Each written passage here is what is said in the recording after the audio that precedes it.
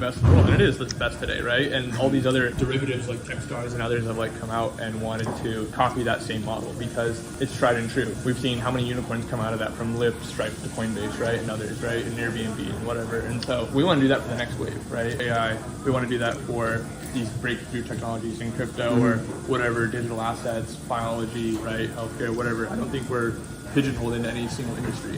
One of those value stacks that I was thinking of right now, I have a very good proof case of this basically talent search model, which is we run bots, get thousands of applicants on our different listings. That's exactly right. For an AI founder. Because we can scrape all the Kaggles and the elite codes and all the other GitHub sites and LinkedIn profiles. I send them super fucking hard tasks. I sent them Adept AIs that raised 3 off of it. I sent them. They have to solve a really hard interview question, right? Which is essentially like a call to action. I have them build entire MVPs. It's a prototype, so it's actually not an MVP. It's a proof of concept. You start with a POC, then you go to an MVP. Sure. And yes. so the roadmap, I've wrapped this out before. You do the proof of concept, which they're going to show you they can do it. Then you give them the capital, the seed capital to go build the MVP. And then once the MVP is built and we see initial traction, that's when we can do a real funding round. That's right. That's your seed, then they go parabolic. And you get the connections so and the way we de-risk that is by you have non-profit dollars do the initial funding with a grant, because the grant will de-risk both us as the capital allocators and them as the builders, because if it doesn't work, we just call it research. And research is just a tax write-off, which means no harm, no foul. I have plenty of billionaires and other like big, well-capitalized groups that are happy to write off tax dollars to good research and good talent. But that gives us the opportunity to bake in a convertible grant structure that will allow that capital and that investment, not an investment, but it's a grant. But if they turn it into an idea and it turns out that it has traction, they can convert it to a SAFE, which is an investment in that company, because they want to turn it into a company now, because it turns out it has traction. Otherwise, guys, it's a grant, you did good, it's a research project, try again, right? We'll give you another grant, right? These can be as small as 10 grand or 5 grand or whatever. They can be as much as 50 grand.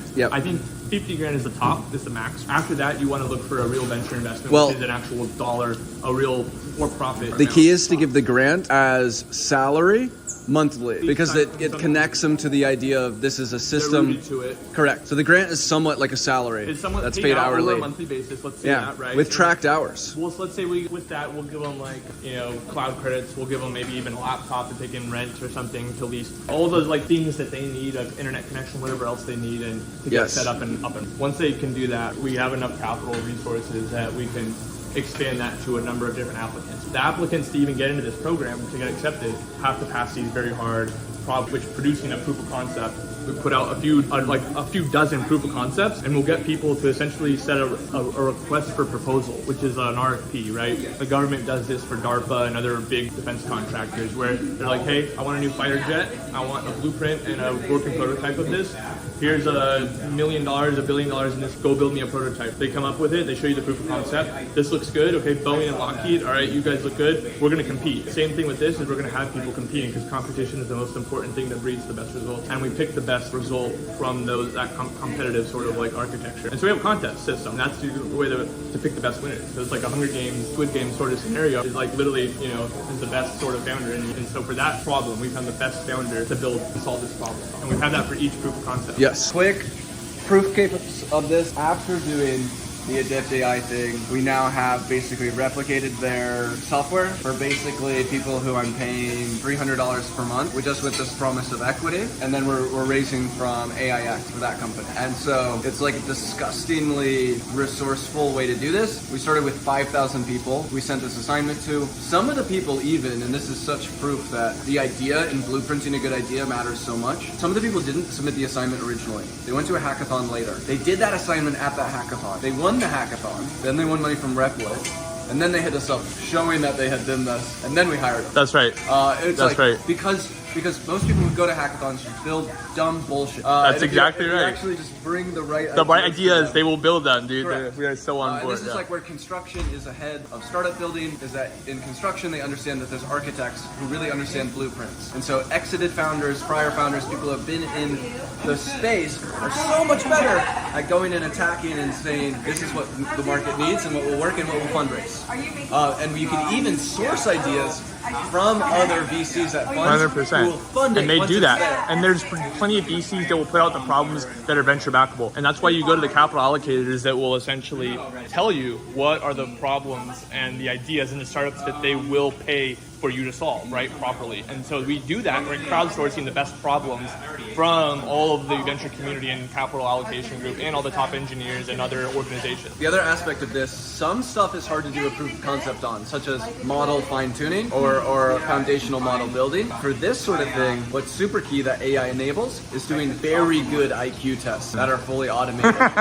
And there was a recent study that came out, what is employee performance baked on? So obviously the VC market bakes so much noise on where someone graduated from, etc. And so you get a lot of bad eggs from these who just had the right sort of... They had the right credentials. They had the right credentials. They went to a good school. They went but they actually just like totally didn't have great... They didn't have the standard founder DNA. market fit, yeah, our founder DNA. And so this allows us not only to do an IQ test, but we can sort of create our own FQ test, which is the founder quotient. Exactly. We're gonna we gotta remove because Soma Capital did an IQ test for their venture hiring interns, and they got a lot of bad press for that. So we're FQing. We're FQing, which is a new test. Yep. We're not gonna just measure your raw IQ, but Founder actually potential. your product market fit, your founder potential for building this startup, for solving this problem. Do you reply to the email twice that you get? Do you follow up? That's one of the biggest keys. No, these are persistence. all. It's character Great. qualities. These are just like basic character building qualities. Do you work well with others? Are you a leader? Do you Yeah. have those sort of qualities to take an idea, shape it, and solve the problems? Do the necessary steps, all the small things, being good and having a good attention to detail. Areas that we sort of like don't even think about, which are, okay, how do you communicate with others? What are your communication skills? What type of learning do you do, right? Are you a kinesthetic learner? Are you a visual or audible learner, right? There's a lot of different sort of combinations of people that like sometimes a couple founders won't get along. Chemistry doesn't work out. And so I think matching founders based off of their compatibility is so Yeah, one of the other really key things that I've found to be hyper successful in doing this sort of thing is I like to have like 8 different people try the same thing but separately, not as a team. all differently and see the results, Yeah. right? See who does the best. This is like wolf pack. No, 100%. So you find the leader of the wolf pack organically. They become the leader and then you They get the choose who best. they want to bring on board with 2 them second- to follow them. Yeah, they pick their support from the wolf pack. This was how AutoCAD was built. It was 12 founders who actually had shared equity in each other's startup. They said, we're each going to build Which little I love that idea. MVPs. A founder pool. You do a Yep. shared founder pool, Yeah. which is like maybe 1 to 2% of your equity goes into a shared founder pool, which everyone gets. So to you all de-risk their want idea. someone to fucking win. Everyone de-risks everyone's idea, so it's like it's essentially an index of the founders. Yeah. For the founders, one, if you did as a founder or to a field fellowship, and then you have the other program, and essentially that's a good way to de-risk your idea against the performance of the entire group.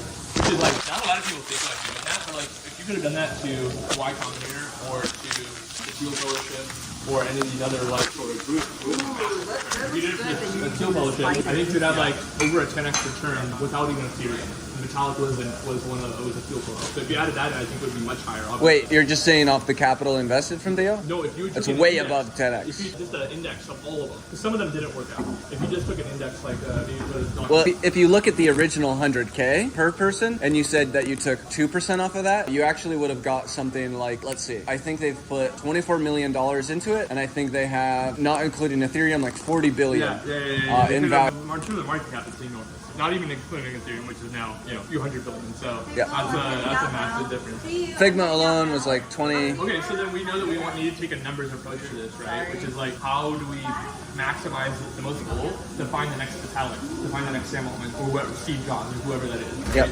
It's a numbers game, right? The more founders, the higher odds you get, the better odds you have. And I also think you massively de-risk this process because one of the biggest founder things is literally persistence. I actually heard someone who knew a Teal fellow who basically got the 100K and actually bought marijuana with it. And started just fucking smoking a ton. Never did jack all with his idea. And so the thing that I've done, I've just been delegating shit since I was young, not been in the standard venture world, which has allowed me to kind of come up from a first principles aspect of finding what works rather than sort of taking the existing blueprints. 100%. And one of the biggest keys is that I just use time tracking software and I say, look, as long as you clock 30 hours a week, we're gonna pay you for 40 hours. And after a month of doing like a team of 8, normally a few people don't really give it. Well, it's the their bottom. energy You to have it. the bottom. You rank and yank. You know, you have the bottom performers, and you give them an opportunity to either shape up or, let them transition That out. system is so key though, because then after 1 month, I can, rather than giving them a whole fucking 100K, I'm giving people $1,000 to $2,000. And after a month, I'm seeing You de-risk that. You know that they're not going to be doing it. Yes. So you de-risk so much capital going into them. And that's already a write-off. That's a tax write-off too, because it's a grant. You're paying them as like researchers. And so it's beautiful because capital allocation, right, is now so efficient because we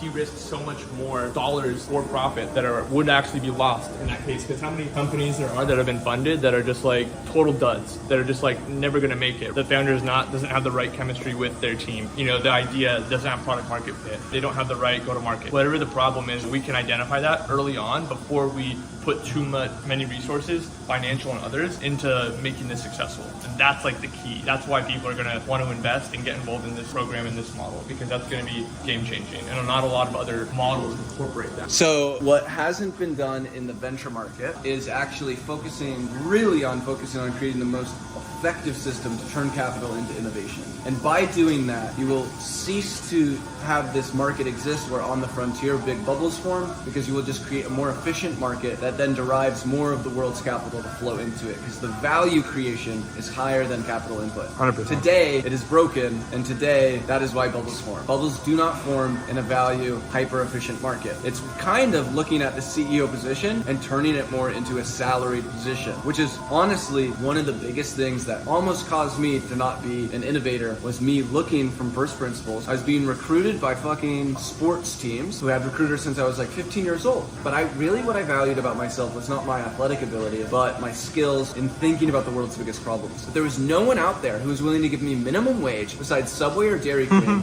to work. So I wanted to give away 90% of whatever I worked on, even if they let me have 1%, even if they took all my kind of work. I mean, I guess I could intern somewhere. I wanted ownership. Give you a shot. I wanted like 10% of my business idea, and to have a shot and have ownership and just be able to work on that. That didn't exist, and that almost made me think to myself that being a founder isn't actually worth it. That it is actually super risky, because this is codified into culture, is that it is super, super risky. Most people don't take the path, as we showed, because it's seen as something where you can just burn out and fail, and then you're gonna waste your life, and but anyone who really sticks on the path, who I know, they fucking make it. They make it when they learn so much about innovation, they become way more valuable as an employee to any company, they make better connections so they can get higher end jobs. The exponential path is exponential. 100%. It's just, what is venture investing? It is the de-risking of different stages of company growth. That's what I'll say. And what we're doing is we're just connecting it at the earliest stage. What pre-seed should be is actually just focusing on the de-risking of salary. Type in, for example, this guy, you might know him, Nick Link, for example. He wanted to do this residency and continue working on it. And he's like, he even was trying to raise like $10 million, but he's like, on a real level, he just needed like $5K a month. Yeah, to prove the model, to be able to continue just to even prove it. To just try. And so like what most people really need is just that. A small amount just to prove it. So let me say this last part just to summarize everything. We're lowering the barrier to entry for the startup founders. We're also de-risking the upfront investment for the capital allocators to de-risk the idea and prove out both the model and that this process and this founder are the right fit for this idea and for solving this problem. Once we solve those two areas, once we create that sort of talent flywheel with the biggest, most important problems that capital allocators are willing to solve and put resources into funding and solving, then we can attract the best sort of talent from all over the world and whatever disciplines those are for that, and give them that initial sort of chance and opportunity to treat them as an employee or a founder, whatever sort of role that they can see themselves develop into, and we give them that sort of like optionality. And the key is optionality here. They can be a researcher and they can just try to do something and it never turned into an idea. They don't fail. You learn by mistakes, but if it turns out that this, even went through a few failures and it turns out they found and solved a big problem, then they can turn this into a real idea, into a real company, and actually take real funding and try to go to the moon or wherever. And just like recruiters do in the football market, where they literally throw training camps and do all this stuff to find people at earlier stages, they're trying to find their Odell Beckhams. We don't do that for startups. Tom Brady's. Why is that not? Why are we not doing it here? In a much bigger economy, there's so much more money in the sports. VC market than fucking sports. But we're not. We don't have the same talent model. We don't. And it needs that talent. That's model. the difference. Why is there not talent agencies for founders? Basically, there needs to be. I think that's good. That's a good one. Yeah, sounds good.